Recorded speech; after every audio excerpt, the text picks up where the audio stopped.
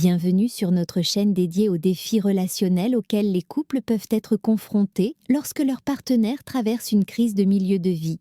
Ici, nous explorons les complexités de ces périodes de transition, offrant des perspectives et des conseils pour naviguer ensemble vers une compréhension mutuelle. Si vous trouvez nos contenus pertinents, n'hésitez pas à vous abonner et à activer les notifications pour rester informé de nos prochaines vidéos. En tant que thérapeute spécialisée dans l'accompagnement des femmes en période de transition, j'ai récemment reçu une femme magnifique, enseignante en maternelle de 45 ans. Reconnue pour sa bienveillance et son professionnalisme, elle a pourtant constaté des changements significatifs dans son comportement, tant sur le plan professionnel que personnel. Voici son témoignage retranscrit. Depuis quelques mois, je ne me reconnais plus. Je suis devenue acariâtre, impatiente et je m'emporte pour des détails insignifiants. Au travail, mes collègues ont commencé à me fuir et à se méfier de moi. Un incident en particulier a marqué un tournant. Lors d'une réunion pédagogique, j'ai interrompu brutalement une collègue en critiquant sévèrement ses méthodes devant tout le monde. Cette attitude déplacée m'a valu une remontrance de la direction. À la maison, mon mari et mes enfants subissent également mes sautes d'humeur. Je me sens dépassée et je ne comprends pas ce qui m'arrive. Le terme acariâtre désigne une personne au caractère désagréable, difficile, souvent grincheuse et hargneuse. Ce trait de personnalité se manifeste par une humeur constamment maussade et une tendance à la critique acerbe. Par exemple, dans un contexte professionnel, une personne acariâtre peut fréquemment contester les idées de ses collègues, adopter une attitude revêche et se montrer insociable, ce qui peut détériorer l'ambiance de travail. Sur le plan personnel, elle peut exprimer son mécontentement de manière constante, se plaindre pour des détails insignifiants et se montrer intraitable dans les relations familiales ou amicales, rendant les interactions quotidiennes tendues et désagréables. Les symptômes décrits par Christine sont caractéristiques de ce que l'on appelle communément une crise existentielle. Cette période, souvent située entre 35 et 55 ans, est marquée par une remise en question profonde de soi, de ses choix de vie et de ses aspirations. Chez les femmes, cette phase est souvent exacerbée par des changements hormonaux liés à la périménopause, entraînant des fluctuations de l'humeur, de l'irritabilité et des troubles du sommeil.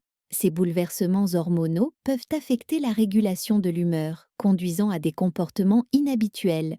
De plus, cette période de la vie est souvent marquée par des événements tels que le départ des enfants du foyer ou des questionnements professionnels, amplifiant le sentiment de perte ou de confusion.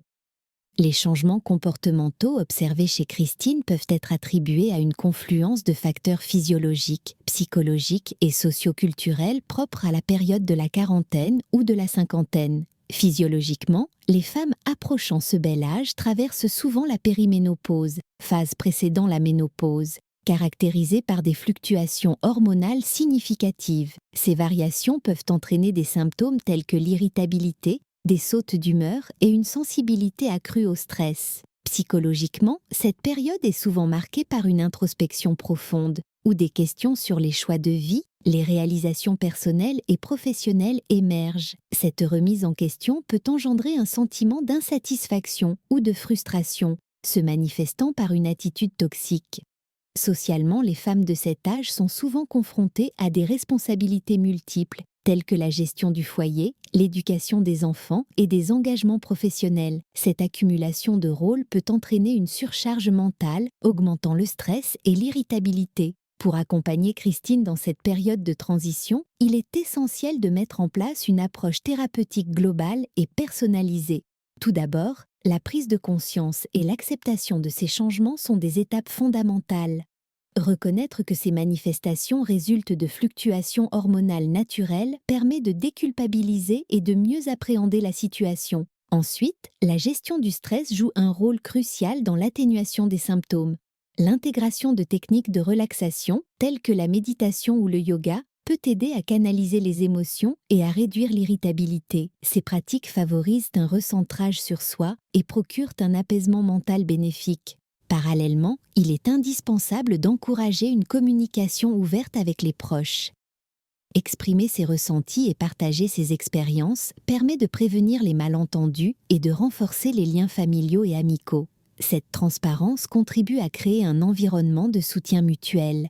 Il est également crucial de ne pas nier ses sentiments, mais plutôt de les accepter et de les comprendre. L'introspection joue ici un rôle clé. En prenant le temps de réfléchir à ses émotions, ses désirs et ses besoins, on peut identifier les sources de son mal-être et envisager des solutions adaptées.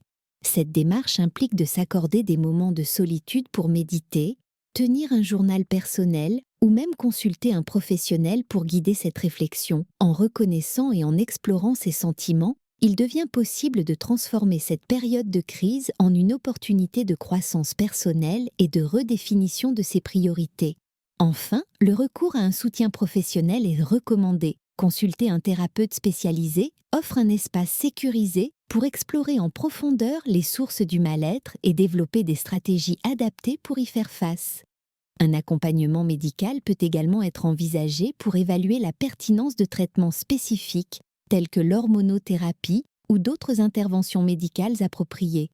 Il est essentiel de comprendre que la crise de la quarantaine n'est pas une fatalité. Avec un accompagnement approprié et un soutien adéquat, cette période peut devenir une opportunité de croissance personnelle et de redéfinition de ses priorités. Si vous ou l'un de vos proches traversez une période similaire, n'hésitez pas à consulter un professionnel de la santé mentale pour obtenir le soutien nécessaire.